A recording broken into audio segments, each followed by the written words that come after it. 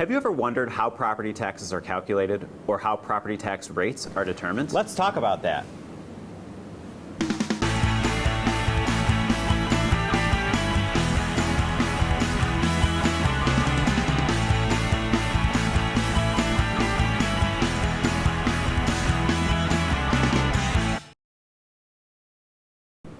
Hello HF-L Cougars, I'm Colin Pierce, Assistant Superintendent for Business and Operations at the Honeoye Falls-Lima Central School District. Welcome back for Season 3 of HF-L Oversimplified, our award-winning video series where we simplify elements of our school budget from where the money comes from to where it goes and how it affects you, the taxpayer. You can find Seasons 1 and 2 on the district website under the 2022-23 and 2023-24 budget information pages. Ah, another fine day in Monopoly Land. Why, hello there, my good sir. Yes, I do fancy myself a bit of a property mogul. But why do you seem so concerned? Well, you see, in the real world, we deal with something called property taxes. It's how we fund important things, like schools, libraries, and public services.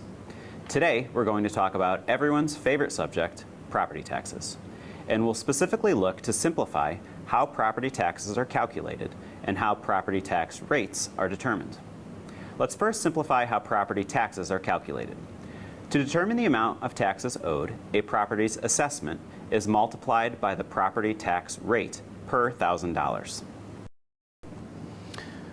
Property taxes, you say, sounds dreadfully mundane. I much prefer collecting rent and building hotels.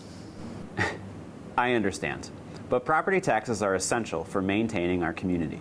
Without them, we wouldn't have schools for future Monopoly players to attend. Oh my, no schools? That would be simply disastrous. But tell me, good sir, how do property taxes exactly work? Well, it's quite simple, really. Every property you own comes with a tax bill, and those taxes directly fund local services. A property's taxable assessment is the assessed value of the property as determined by the local assessor, minus any exemptions that may have been granted. The property tax rate is the percentage at which the property is taxed. This is generally expressed as a percentage per $1,000 of assessed value.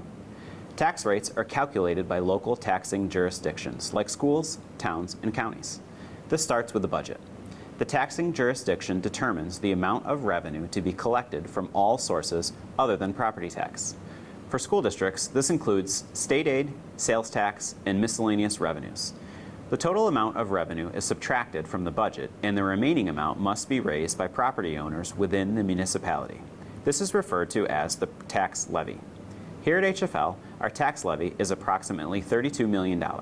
It is the largest source of revenue for the district, accounting for 54% of our district's total revenue.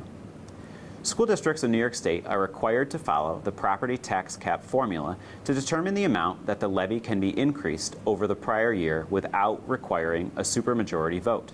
The tax rate is determined by dividing the tax levy by the total taxable assessed value of all properties in the district. Because tax rates are generally expressed per $1,000 of taxable assessed values, the product is multiplied by 1,000. So, in a way, your monopoly empire isn't so different from the real world after all. It's fascinating.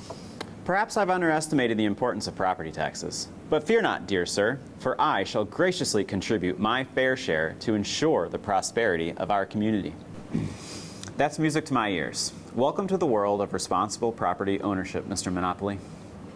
In school districts that are comprised of more than one town, like HF-L, tax rates will vary by municipality due to local assessments and the equalization rate that's been assigned to each town.